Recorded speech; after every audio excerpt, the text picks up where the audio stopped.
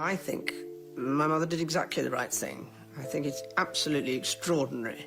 27 years after Princess Diana's tragic death, a secret buried in the walls of Kensington Palace is about to be unearthed. Not a conversation that I would necessarily have. I think it's perfectly true that it is a moment when you need to have that discussion. But I would just underline that the monarchy provides, with the Constitution, a degree of long-term. A sealed room, untouched since Diana's final days, reveals a hidden message, a message that will shatter everything we thought we knew. Inside, this necklace was once worn by the magnificent Princess Diana and represents, in all likelihood, the only jewelry of hers that will ever be sold.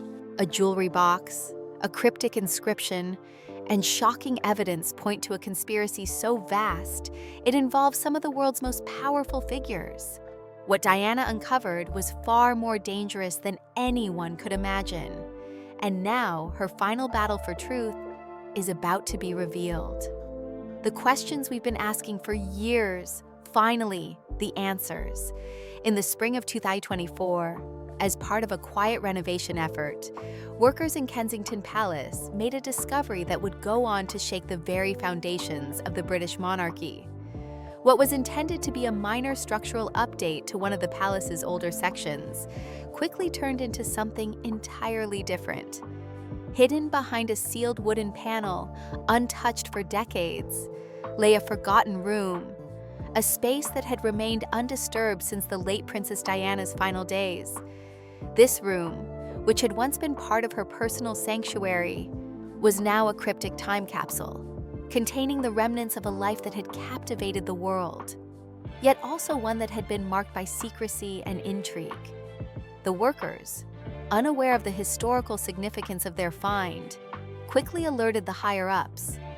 Word soon reached Buckingham Palace, where the gravity of the discovery was immediately understood. It was not a simple relic of Diana's life.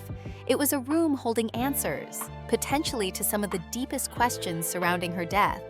Princess Anne, Diana's sister-in-law, was the one tasked with overseeing the cataloging of the room's contents.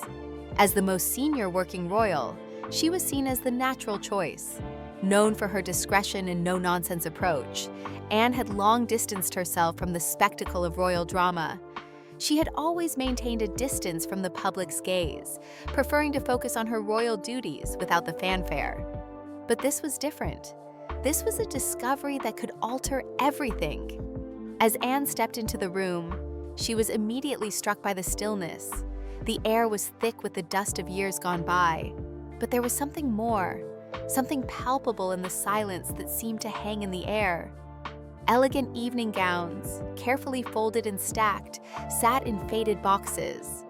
Handwritten notes and photographs, many of which had never been seen by the public, were scattered across tables. They were all items connected to a woman who had been both a beloved figure and an object of relentless scrutiny. Diana, Princess of Wales, had lived a life filled with both admiration and harsh criticism. But here, in this forgotten room, her life was frozen in time. For Anne, the room was a stark reminder of the complex relationship she had shared with Diana. In the early years, Anne had dismissed Diana as too emotional, too focused on seeking attention. Diana's charm had been undeniable, but Anne had often found it difficult to reconcile the public persona with the woman she had gotten to know behind closed doors. Over time, though, Anne's view had softened. Diana's fierce devotion to her children and her causes had earned Anne's respect, even if it had not been openly acknowledged. As Anne sifted through the items, it was clear that this was no ordinary collection of royal memorabilia. It wasn't just about preserving the past. It was about preserving a legacy that had been deeply intertwined with Diana's mission. And then, something caught her eye. Amidst the gowns and photographs, partially concealed beneath a silk scarf, was an ornate jewelry box. Unlike the other items, it stood out, a symbol of something more intimate, something deeply personal.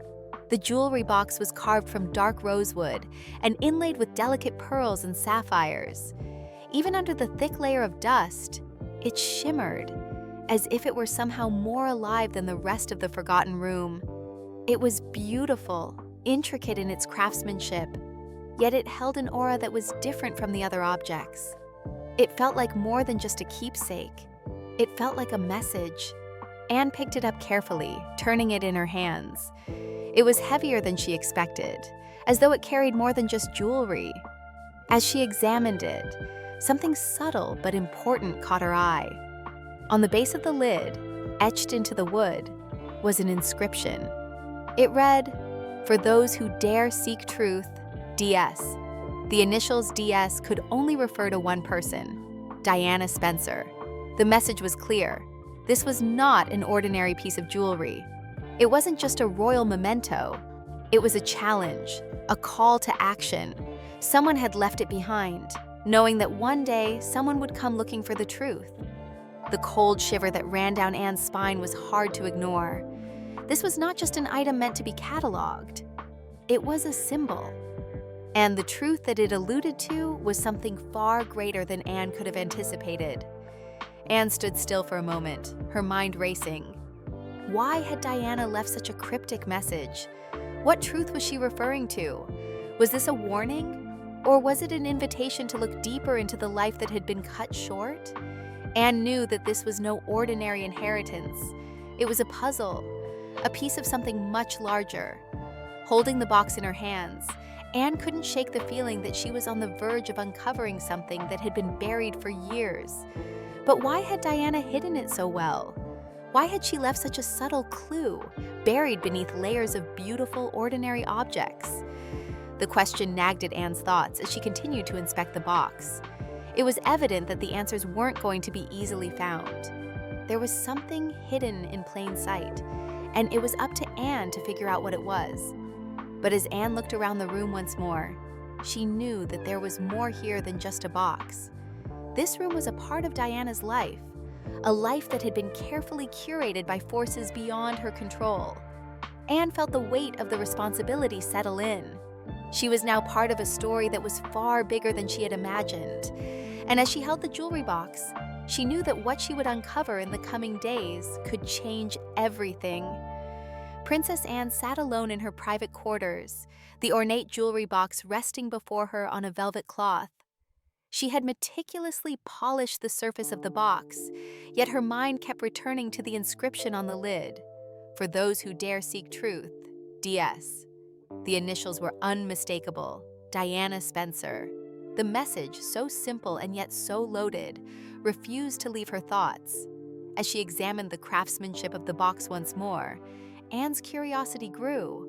Why had Diana left this cryptic message behind? What was it that she had hoped someone would uncover?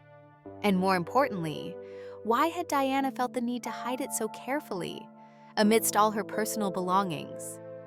Anne's fingers hovered over the box, her mind racing as she wondered about the potential significance of the items inside. She opened the lid with a quiet click, revealing an assortment of jewelry.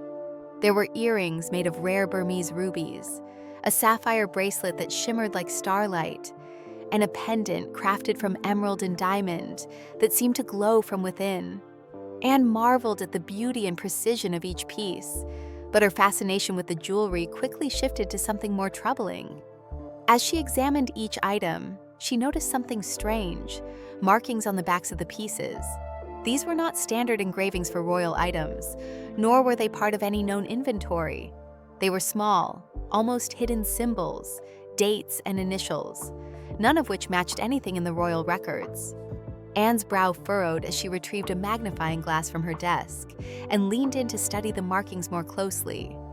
Some of the symbols resembled coordinates, geographical locations. Others appeared to be case numbers or references, perhaps to legal matters or financial transactions.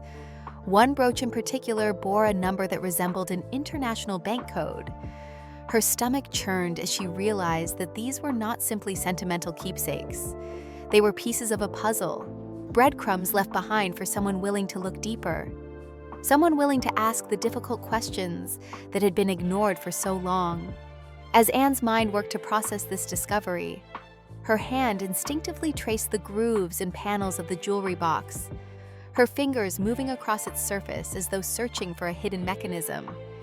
And then, as if by chance, her thumb brushed against a raised section near the base. There was a soft click, and the bottom panel of the box shifted slightly. Anne held her breath as she gently slid the panel open, revealing a hidden compartment, shallow but tightly packed with items. The compartment contained a bundle of handwritten letters, faded but still legible, tied with a pale blue ribbon.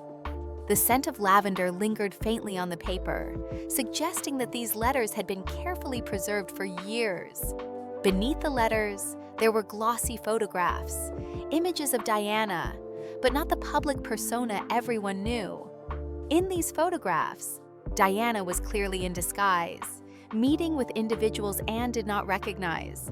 The backdrops of the images were equally unfamiliar. Cafes, underground parking garages, private homes. None of it matched the public life the Princess of Wales was known for. Anne's heart raced as she flipped through the photographs, her mind trying to make sense of what she was seeing. What had Diana been involved in? What had she been hiding? And who were these people she had been meeting with in secret? As she moved the photographs aside, her eyes landed on a small silver key tucked beneath them. The key was attached to a tag that read, Zurich Deposit Box 837L. Anne stared at the key, her thoughts swirling. What could be hidden in a Swiss bank vault? And why had Diana left this information for Anne to find? What was Diana trying to tell her?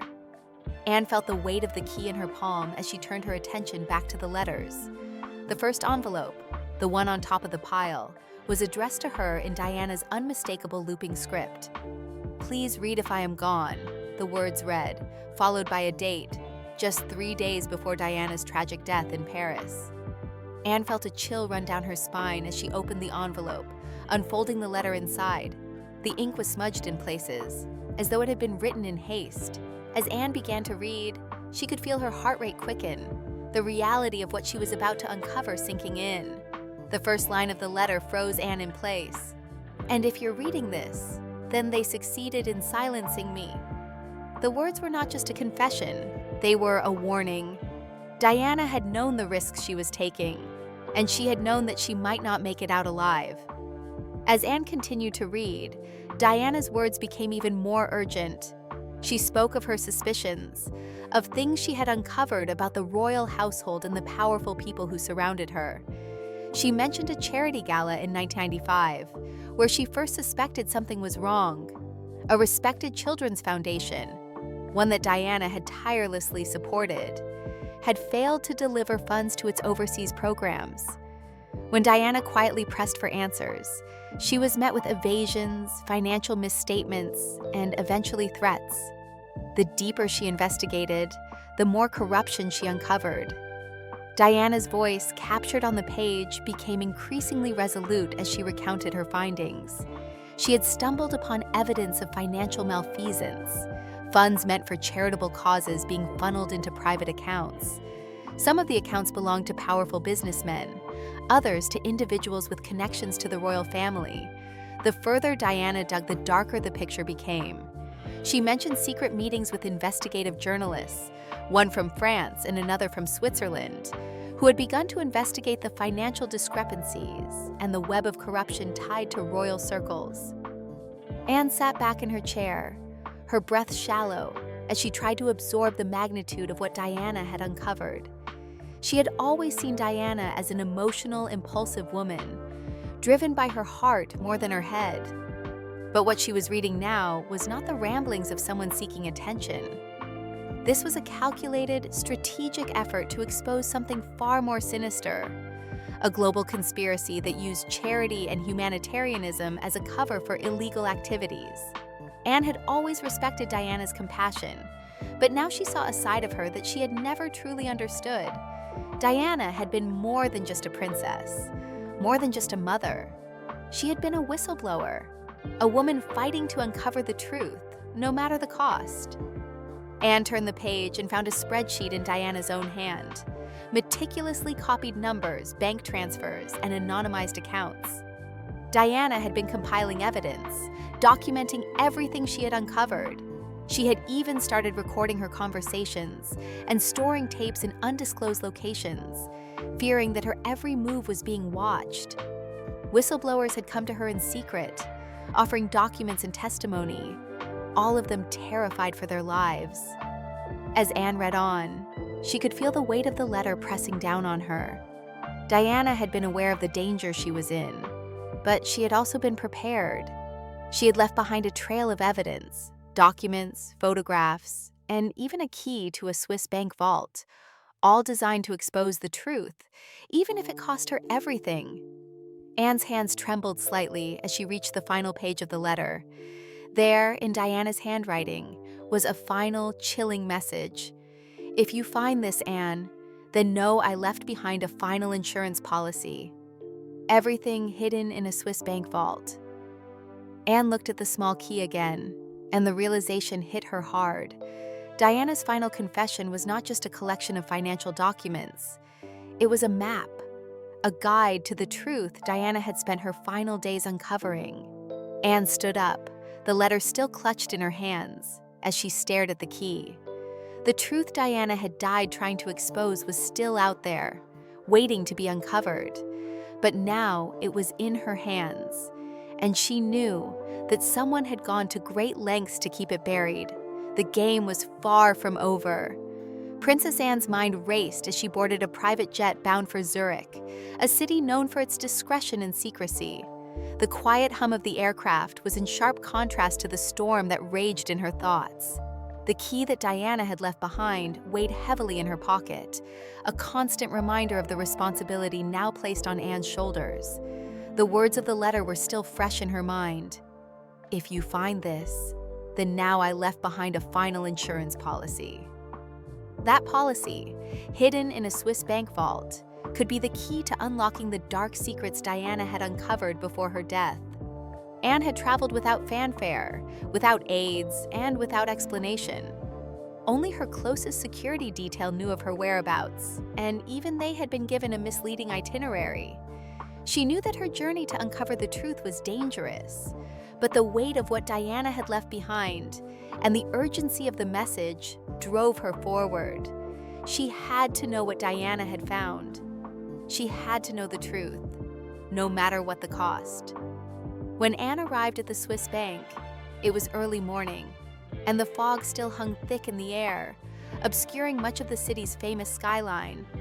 The bank, centuries old and accustomed to serving the world's wealthiest and most discreet clients, was built like a fortress.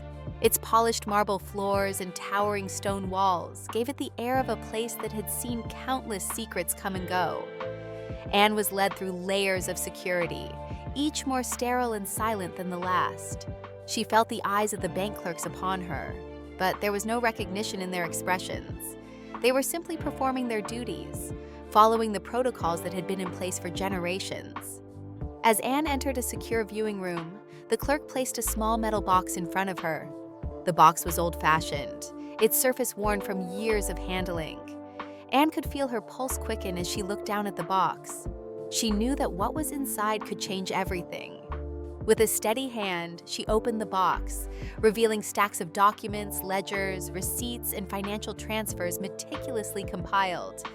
There were color-coded folders and photographs, each one carefully labeled in Diana's unmistakable handwriting. Anne's fingers trembled as she sifted through the papers, but it was the sight of the photographs that made her heart stop. The photographs showed Diana in various settings, seated at a table in a small, dimly lit room, talking to individuals Anne did not recognize. The faces of these people were familiar to those who had been in the media spotlight, but the locations were not.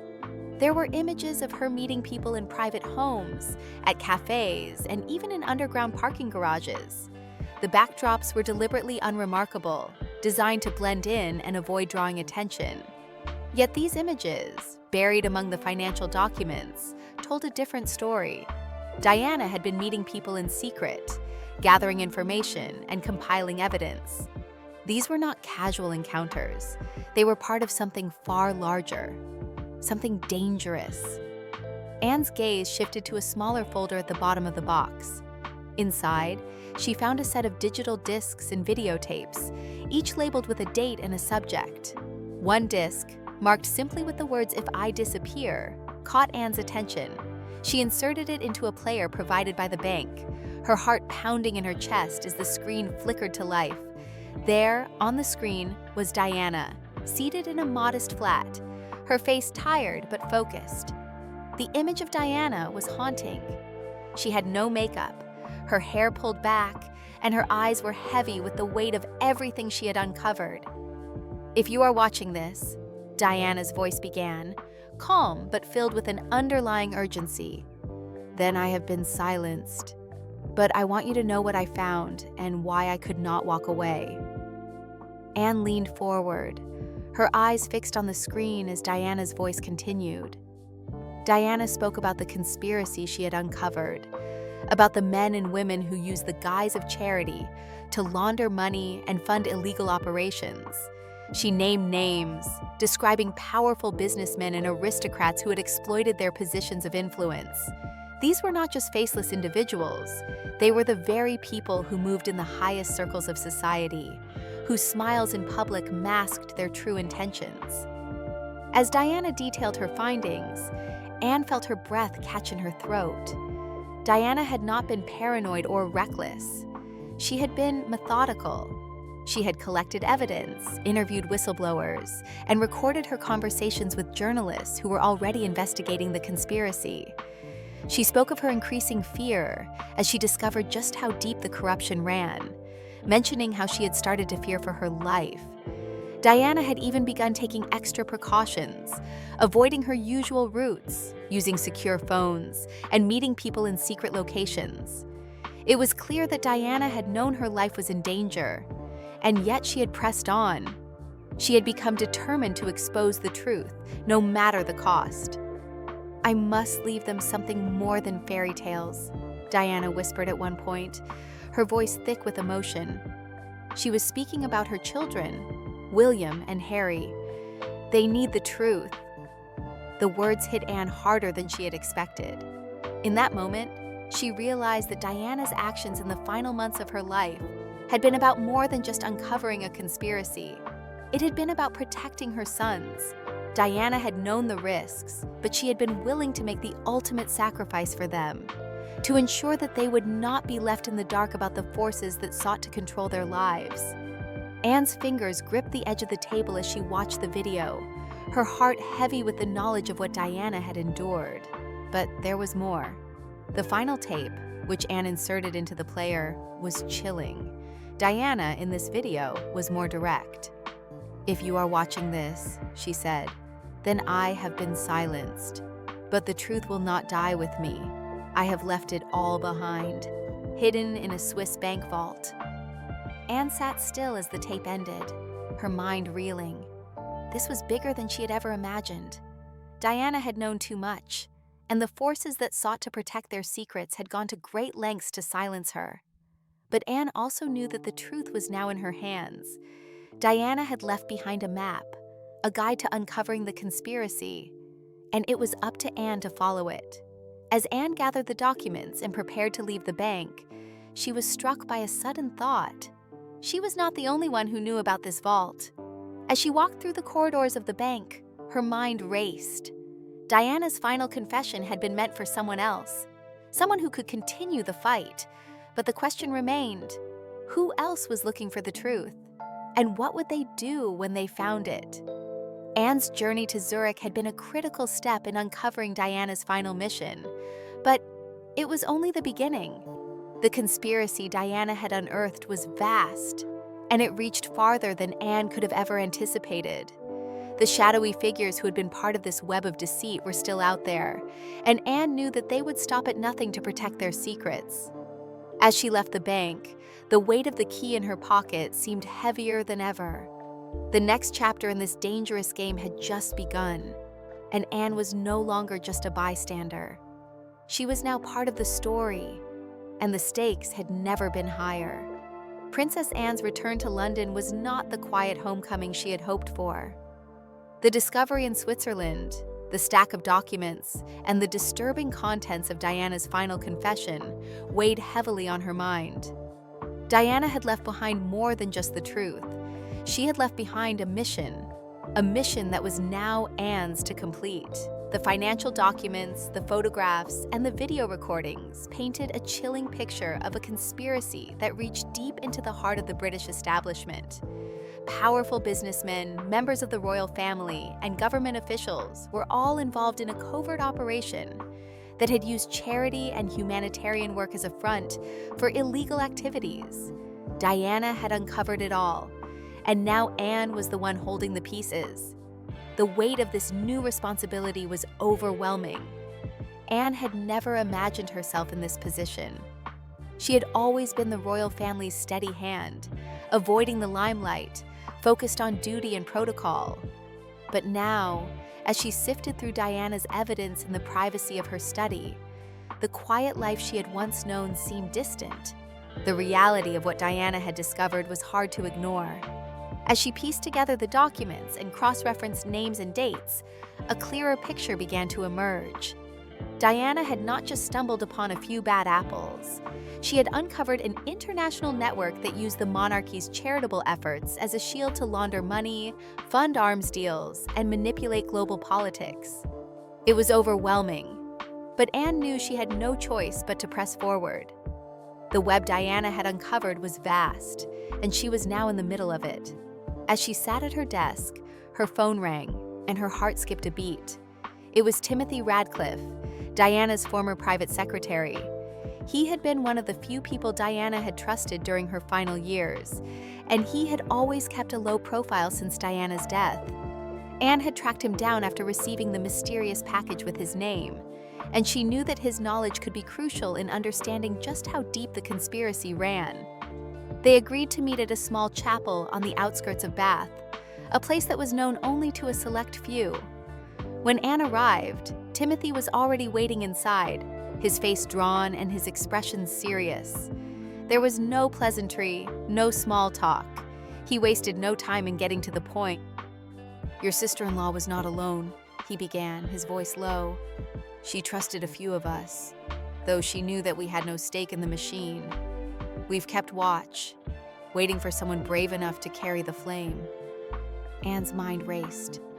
"What do you mean?" she asked. Timothy paused, glancing around the chapel as if to ensure no one was listening. "The investigation into Diana's death was never meant to be solved," he said, his voice barely above a whisper. "It was closed as quickly as it was opened. Evidence was ignored, witnesses silenced, CCTV footage from Paris went missing, and the white Fiat that was seen at the scene was dismissed without cause. It was all part of the plan to keep the truth buried. No one wanted to disturb the status quo." Anne felt a wave of anger rise within her. She had always suspected that there was more to Diana's death than the official narrative had suggested. But hearing Timothy's words confirmed her worst fears. The investigation had been a sham, a cover-up designed to keep the monarchy's secrets safe. "The people responsible," Timothy continued, "are still out there, and they are not just powerful men from business or politics. They are people close to you, people within your own family." Anne's stomach churned. She had always been loyal to the crown, always believed in the monarchy's ability to navigate the complexities of British politics. But this was something else.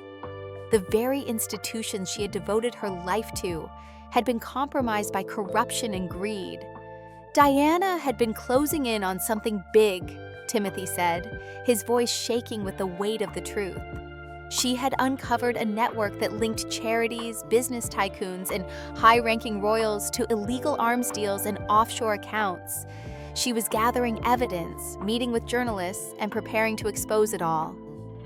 Anne took a deep breath, trying to process the enormity of what she was hearing. "And what happened?" she asked. "She was silenced," Timothy replied. "Just like that. But she didn't give up. She knew what was at stake, and she made sure that someone would finish what she had started. That's why she left the evidence with you." Anne's heart pounded in her chest. The danger was real. Diana had been killed because she had uncovered something that could bring down the entire system. And now, Anne was in possession of the truth, a truth that was as dangerous as it was powerful. Before Anne could speak, Timothy handed her a folder. "These are the names," he said. "The people who are part of this operation. Some of them are close to the monarchy.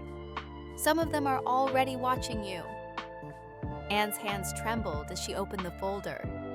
The list of names was long, and as she read through the pages, she recognized several of them: high-profile businessmen, government contractors, and even a few familiar names from the royal household. The implications were staggering. Diana had not just been a target because of her charity work. She had been silenced because she had dared to expose the corruption that lay beneath the surface of the royal family's public image. Anne had no time to waste. She knew that she had to act quickly, but the question was how. The people involved in this conspiracy were powerful, and they had resources at their disposal. They wouldn't hesitate to do whatever it took to keep the truth buried. Anne needed to protect herself and her family, but she also needed to ensure that Diana's work didn't go to waste. She returned to London, her mind made up. The first step was to secure the evidence. The documents, the photographs, and the recordings, everything Diana had left behind, needed to be protected. Anne knew that the palace would be watching her every move, and she couldn't risk letting anyone know what she had uncovered. As Anne settled into her study that evening, she received a phone call that made her blood run cold. "We've been compromised," a voice on the other end of the line said. "Someone knows what you're doing. They're watching you." Anne's pulse quickened. The race had begun, and she was no longer the only one holding pieces of the truth. She had become a target, but she wouldn't back down. She couldn't. In the days that followed, the situation grew more dire. Anne's personal phone line began to crackle with interference. Her mail arrived opened or resealed, and her car, which had always been impeccably maintained, suddenly failed to start in her secure garage. Mechanics later discovered that the brake line had been severed. It was clear. Someone was trying to send her a message. But Anne was not afraid. She called in a trusted friend from British intelligence to sweep her home for bugs and tracking devices. The search confirmed her suspicions. Her phone was being tapped, and her home was under surveillance. It was only a matter of time before the conspiracy reached its next phase. Anne knew that the people responsible would stop at nothing to keep their secrets. But she also knew that she couldn't let them win. Diana had given her the tools to expose the truth, and she would not rest until that truth was brought to light. As the days turned into weeks, the pressure mounted. Anne continued to dig, piecing together the evidence, contacting old allies, and making plans to expose the conspiracy to the world. But just as she was preparing to take action, a chilling warning arrived at her door. "Stop digging or join her." Anne's resolve hardened. She had come too far to turn back now. She would not let fear dictate her actions. The truth had to be heard, no matter the cost.